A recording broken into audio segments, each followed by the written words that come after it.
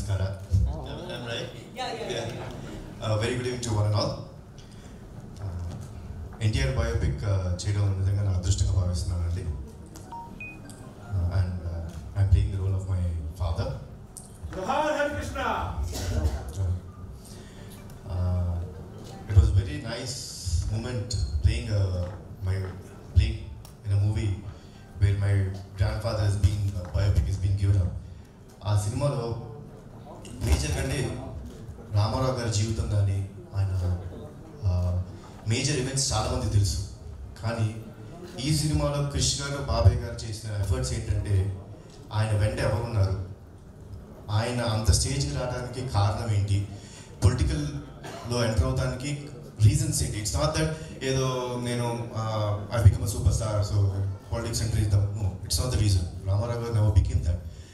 ఆయనకి ఎప్పటి నుంచో పాలిటిక్స్ అంటే అంటే జనాల మీద ఒక చిన్న భావన ఉండేది. ఎందుకంటే నమ్మకూరు అనే ఒక చిన్న పల్లెటూరు నుంచి సామాన్య రైతు బిడ్డకు పుట్టిన వ్యక్తి అండి ఆయన. సో ఆయనకి ప్రజలు వాళ్ళ పట్ల వాళ్ళకున్న సమస్యల మీద అవగాహన ఉండేది. సో ఎప్పటికప్పుడు తెలుసుకుంటూ ఉండేవారు. సో ఆయనకి తెలుగు రాష్ట్ర ప్రజలు చాలా ఇచ్చారు. First super star of India చేశారు ఆయన్ని. సో అంత గొప్ప మనిషికి తిరిగి ఆ ప్రజలకు ఏదో చేయాలి, వాళ్ళ జీవితాల్లో ఎంతో కొంత మార్పు తేవాలి అనే ఒక సదుద్దేశంతోనే పాలిటిక్స్లోకి వచ్చారు. అది పాలిటిక్స్ అయితే అది మహానాయకుడు అయితే, కథానాయకుల్లో అంటే మేజర్గా తెలుసుకునేది ఆయన జర్నీ.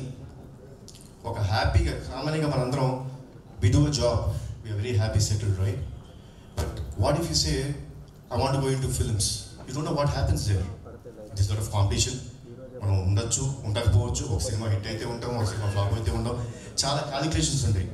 ఒక మధ్యతరగతి కుటుంబం నుంచి వచ్చి అలాంటి స్టెప్ చేస్తున్నప్పుడు అప్పటికి పెళ్ళి అయిపోయి ఒక కొడుకు పుట్టారు ఆయనకి. సో ఆయన్ని సపోర్ట్ చేస్తూ నిలబడిన గొప్ప ఇల్లాలు మా నాయనమ్మ బస్త తారకమ్మ గారు. ఆ రోజుని విజయవాడ చాలా అద్భుతంగా చేశారు. సో ఆయన వెంటుండి ఆయన లైఫ్ జర్నీ మొత్తాన్ని మీరు ఎన్టీఆర్ బయోపిక్లో చూస్తారండి. It has come out really awesome, and I would like to thank first Puneet Rajkumar sir who has been here, and I think probably I would like to see Kannada Kantirava biopic here. Whom your father you would do it. It is so great. Really looking forward for that. A tribute for your father, sir, because there were three stalwarts of South Indian cinema. One was from Kannada, Mr. Rajkumar sir. From Andhra, Mr. N.T. Ramarao sir, and from Tamil Nadu, Mr. M.G.R. sir. So definitely I would be looking forward for that. We really look forward for that. And Ramarao garu mana Telugu జాతిని కానండి, మన South India సినిమా పవర్ని all India చూపించారండి. తర్వాత చాలా సంవత్సరాలకు బాహుబలి వచ్చింది. And now I would congratulate Yash garu for taking it to another level from ఇక్కడ ఈ ఇండస్ట్రీ నుంచి KGF అనే సినిమా ద్వారా